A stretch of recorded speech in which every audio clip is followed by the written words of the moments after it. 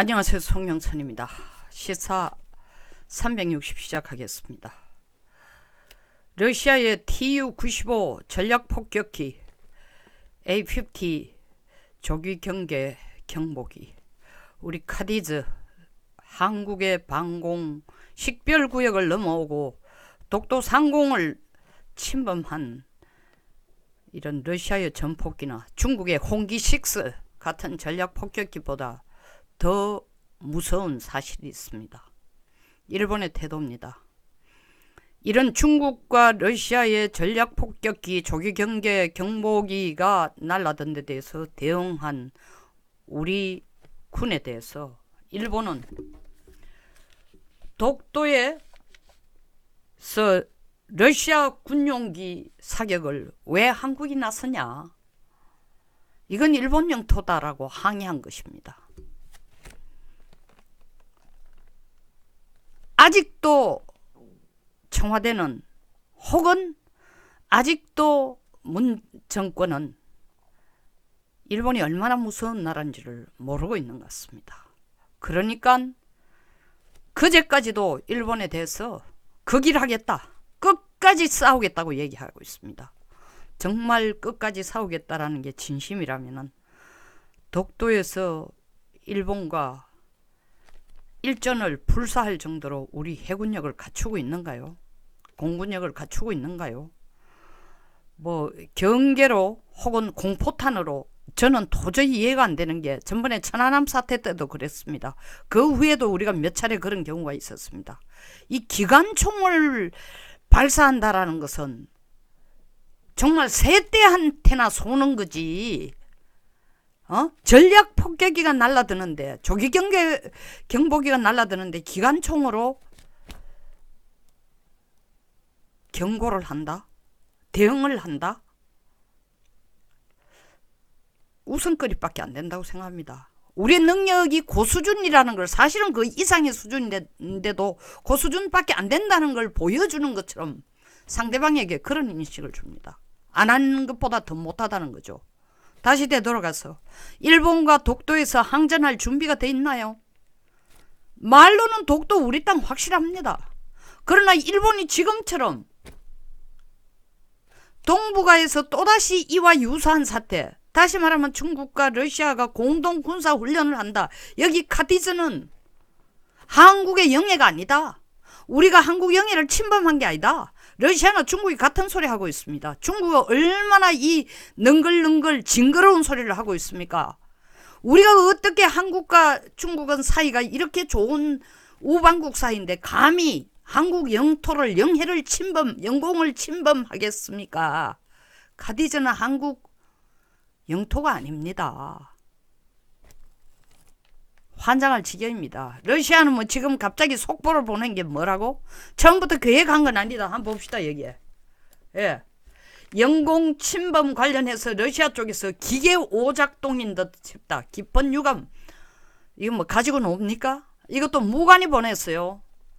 무관은 이런 소리 합니다. 그러나 왜 러시아 외교부에서는 하는 얘기가 뭡니까? 다시 성명문을 내서 Tu-95 폭격기, 전략폭격기 2대는 일본해, 갈로에서 동해의 중립수역 상공이라는 것은 카디즈, 한국의 방공식별구역도 아니고 일본의 방공식별구역도 아니고, 그러므로 러시아가 들어와도 되고 중국도 들어와도 된다는 수역이란 뜻입니다. 이 상공에서 계획된 비행을 수행했기 때문에 우린 잘못한 거 없다. 러시아 무관이 얘기한 거하고는 전혀 다른 얘기죠. 러시아 무관은 기계가 오작동돼서 이렇게 영공을 침범한 데 대해서 미안하다 하는데, 러시아 외교부는 영공 침공한 적이 없다. 기계가 오작동이라는 것도 웃긴 얘기지만 무관은 영공 침공해서 죄송하다 그러고, 외교부는 중립지역에 들어갔다. 그게 무슨 한국 땅이냐, 그게 무슨 일본 땅이냐 하고 있는데, 일본은 나서가지고 독도는 우리 땅인데 우리 땅에 대해서 공격을 하는 러시아나 중국에 대해서 한국이 왜 나서느냐? 러시아가 독도를 직접 침범해가지고 이게 러시아 땅이다, 중국이 독도를 직접 침범해서 이게 우리 땅이라 할 가능성은 거의 없습니다. 중국과 러시아가 이 독도까지 들어온 이유는 자기 땅이라고 주장하려고 들어온 게 아니라 중국에 대한 소위 말하는 인도태평양 협력에 대해서 중국 봉쇄작전, 인도태평양 협력을 통해서 중국 봉쇄작전을 하는 데 대해서 중국과 러시아가 손을 잡고 어떻게 중국에서 남중국해, 중국해, 남중국해를 거쳐서 말라카 해협을 지나서 인도양을 가는 그 해상교통로가 미국이 가진 영역이라 할 수 있느냐. 그건 러시아도 지나가고 중국도 지나가고 도리어 중국이 인공섬 9개를 해놓은 그 사이 섬과 섬 사이 그 거리가 한쪽에서 12해리 한쪽에서 12해리 둘 다 합쳐 24해리 약 40km가 보다도 좁은 지역을 지나갈 경우에는 이게 아무리 프리덤 오브 내비게이션 오브 프리덤 항해의 자유작전이라 손치더라도 영국 영토를 중국 영토를 침해하는 거나 다름없는 남의 중국의 앞마당을 지나가는 거나 다름없다라는 중국의 억지에 러시아가 손을 들어준다는 꼴입니다. 그러니까 다시는 미국이 일본이나 인도나 대만이나 호주나 뉴질랜드나 이런 나라들 필리핀이나 베트남이나 이런 나라들하고 힘을 합쳐가지고 그 중국 앞마당 지나가지 마라. 결국 중국 앞마당을 지나야 러시아까지 온다. 이런 짓 하는 거 러시아도 참지 않겠다. 이 메시지를 주는 거예요. 독도를 자기 땅으로 유지하기 위해서가 아니라 자기 땅이라고 고집하기 위해서 아니라 그럼 독도에 대한 갈등은 누구와 누구 사이 갈등입니까? 한국과 일본 사이 갈등이에요. 언젠가 이 일이 일어날 줄 저는 걱정하고 있었습니다. 미리 정말 땡겨서 걱정하고 있었습니다. 언제부터? 위안부 합의를 파기할 때부터. 야, 일본의 근성을 볼 때 일본말로 쿠세라고 합니다.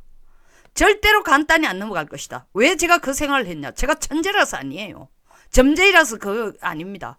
일본이 한 말 때문입니다. 우리 보고 딱 한 얘기가 일본 말로 뭐 빠가야로 돌대가리 바보 이런 식의 천박한 욕이 아니고 딱 한마디 했어요. 한국은 국가가 아니다 그랬습니다.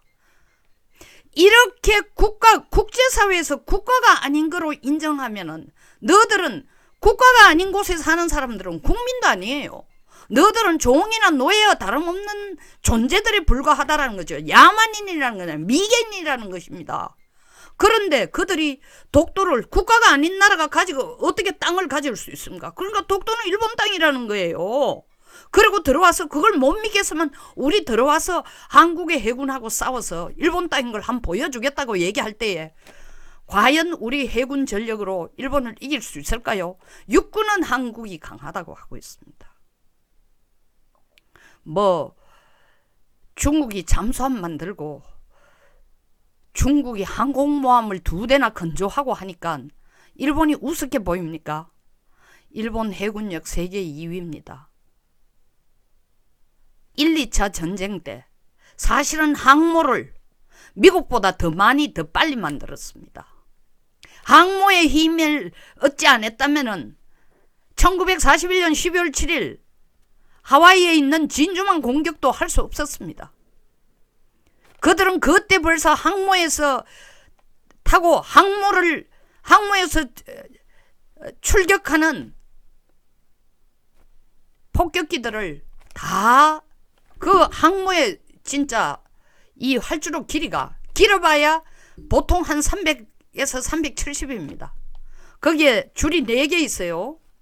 올라갈 때는 몰라도 내려올 때 이 4개 줄 중에 하나에 걸려가지고 스톱을 하지 않으면은 시속 몇 킬로로 마하 6 마하 다시 말하면 음속 6배 7배로 날아든 폭격기가 이 짧은 구간에서 스톱하지 않으면은 안 되는 거예요. 그 훈련이 다 된 파일럿을 벌써 1940년대 30년대 가진 게 일본이에요. 2차 세계대전 때 일본이 가지고 있었던 항모 전단이 항모가 6척이나 됩니다. 물론 지금은 닭 10만 톤 넘는 원자력 항모를 미국이 제일 많이 갖고 있죠. 그러나 잠재적으로 가진 기술로 치면 일본이 항모를 구축하는 거 지금 뭐 오수메함이라든가 이즈함이라든가 이즈모함이라든가 헬기가 수직으로 이착륙한다고 해서 그게 항모 아닌가요? 경항모예요. F-35 중에 해병대가 사용하는 종류가 있습니다. F-35 전폭기 중에서 F-35 B형이에요. 꼭 전폭기라는 게 활주로를 어마어마하게 360m, 330m 날아가 떠오르고 내리지 않더라도 바로 수직으로 떴다가 수직으로 내려앉는 헬기, 그거 싣고 다니면 되는 겁니다. 미국이 가진 뭐 엄청난 조지 워싱턴 함, 이런 식으로 10만 톤을 이어리 함, 이런 식으로 10만 톤이 넘는 이지스함이나 항모, 이런 것처럼 50몇 대, 80몇 대의 폭격기를 싣지 않더라도 수직으로 이착륙하는 헬기를, 전투 헬기를 싣고 다닐 수 있는 소형, 중형 항모를 일본은 이미 갖고 있는 겁니다. 이길 수가 없습니다. 우리가 전력으로. 죽는 소리 하지 말라고요. 친일로 엎드리지, 친일 자세로 죽는 소리 하지 말라고. 친일이 아니에요. 이거는 현실을 얘기하는 겁니다. 현실을. 이길 수 없습니다. 우리가 이 전력을, 해군력을 완전히 갖추기 전에는 일본에게 우리가 끝까지 싸워가지고 끝장을 보겠다.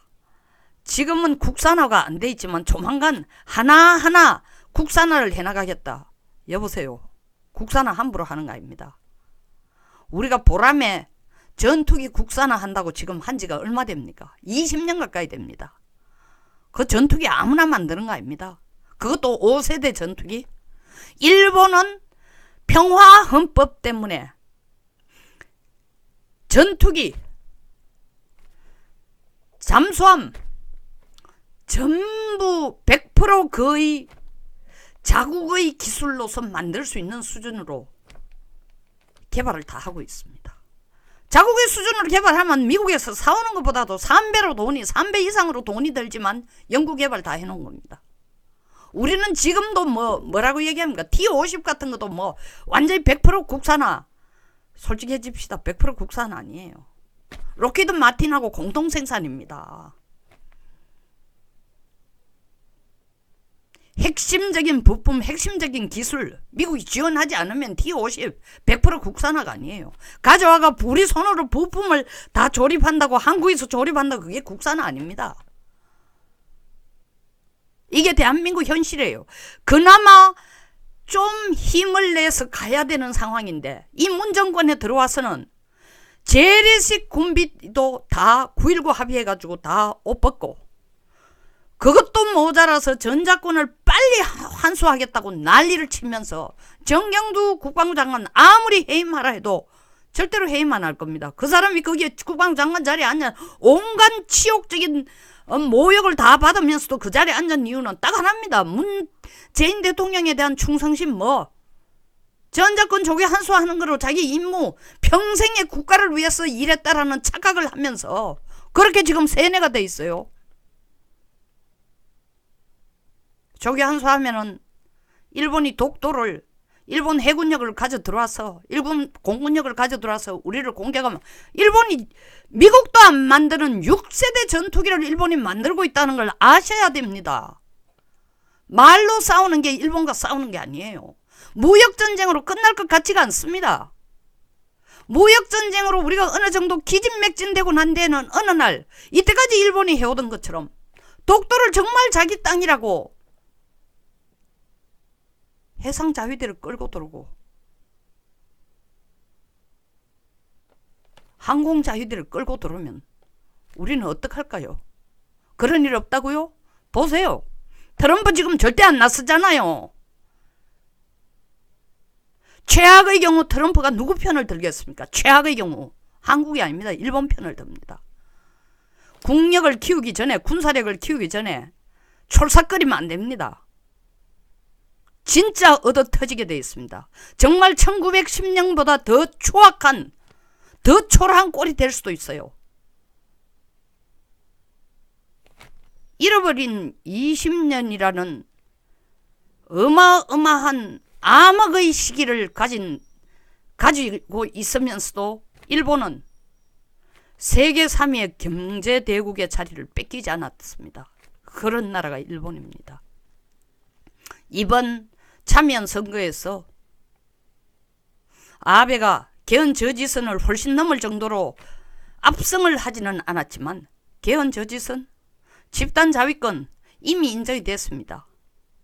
평화헌법 구조를 꼭 풀지 않아도 자위대법에서 그들이 싸울 수 있는 전력, 군사력 다 갖추도록 해놨습니다.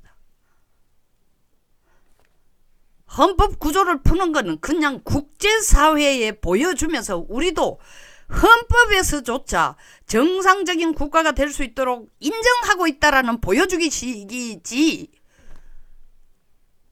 능력이 없어서 지금 그들이 자위대라는 이름으로 있는 게 아닙니다. 자위대라는 건 군이 아니고 자기 자신을 그냥 디펜스, 셀프 디펜스에 제한되지 상대방을 공격하거나 전쟁을 일으킬 능력을 안 갖는다는 의미의 뜻으로 자위대입니다. 일본은 엄밀하게 더 이상 자위대가 아닙니다. 군입니다. 군. 그것도 강대국이고 강대군입니다. 강군입니다. 정신 차리고 어떻게 한일 관계를 끌어가야 될지 청와대, 문정부 정말 잘 생각해야 됩니다. 조만간에 미 한국 대사가 될는지 모르는데 거기에 들떠가지고 밤잠을 설치는 문정인 특보, 봐라 우리가 반일을 했더니 문재인 대통령 지지율이 5% 가까이나 올랐다. 국민들이 환호한다. 제발 이런 말도 안 되는 소리 좀 하지 말고요. 그 5% 효과가 언제까지 간다고 계속 울고 먹으려고 합니까?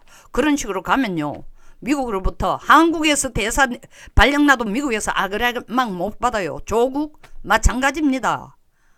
뭐 오늘이나 내일이나 26일쯤, 오늘 내일이 아니고 26일쯤 자리 바꿈 있다고요. 법무부 장관이 그렇게 하고 싶어서 민정수석의 채통에 채통뿐만 아니라 역할을 넘어서는 페북을 쓰면서 애국자니 이적이니 국민을 남남 갈등을 만들고 앉았는 그 진짜로 그 공으로 법무부 장관으로 가는 겁니까? 참 대한민국 법치국가 모습 좋습니다. 네. 당신네들이 어떻게 되든 우리처럼 선량한 국민이라도 좀 삽시다. 에? 다시 나는 1910년과 같은 상황을 겪고 싶지 않아요. 진짜 겪지 않으려면 지금과 같은 태도로 일본에 대해서는 절대로 벗어날 수가 없습니다. 일본을 이길 수가 없습니다. 이기는 방법, 협상하고 서로 협조하는 겁니다. 여기서 마치겠습니다. 배울 점이 있었거나 공감하시면 좋아요. 그리고 구독, 공유를 꼭 부탁드리겠습니다. 댓글도 부탁드립니다. 댓글 뭐 부탁드렸더니 사실은 최근에 반일에 대해서 공격을 했더니 뭐 똑같은 얘기해서 죄송합니다만 하루 만에 구독자가 600명, 623명이 그냥 사라져버리네요. 그래도 할 얘기는 해야 되겠죠. 여러분들 정신이 똑바로 박힌 사람들이라면은 저를 도와주세요. 저를 돕기 위해서가 아니라 대한민국이 살아가기 위해서, 살아남기 위해서입니다. 마치겠습니다.